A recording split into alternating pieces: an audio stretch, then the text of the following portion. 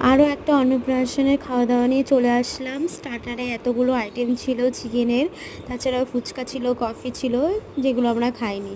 Menu কার্ডটা দেখে নাও। প্রথমেই পড়ে গেছিলো ফিশ ফ্রাই। এটা ভেটকি মাছের ফিশ ফ্রাই ছিল, খুবই ফ্রেশ ছিল, মাছটা খেতে সুন্দর ছিল। এরপরেই পড়ে গেছিলো স্যালাড এবং বাটার নান। বাটার নানের সাথে চিকেন ভর্তা মেবি ছিল, খুব সুন্দর ছিল এটা খেতে। আমিও জানি না এটা আসলে কী ছিল, কিন্তু টেস্টি ছিল।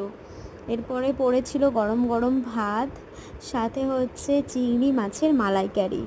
চিংড়ি মাছের মালাইকারিটা খুবই সুন্দর, খুবই টেস্টি হয়েছিল। তোমরা কারা কারা চিংড়ি মাছের মালাইকারি খেতে ভালোবাসো জানিও।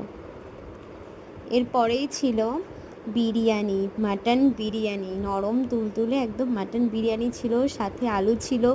বাঙালির বিরিয়ানি মানে তো আলু হবেই। এটা খেয়েছিলাম, সাথে ছিল চিকেন চাপ।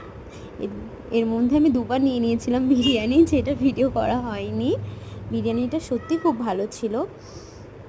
এরপরে ছিল একটা চাটনি, মিক্স চাটনি ছিল, পাঁপড় ছিল, আর ছোট ছোট গোলাপ জামুন ছিল, আর সন্দেশ ছিল একটা।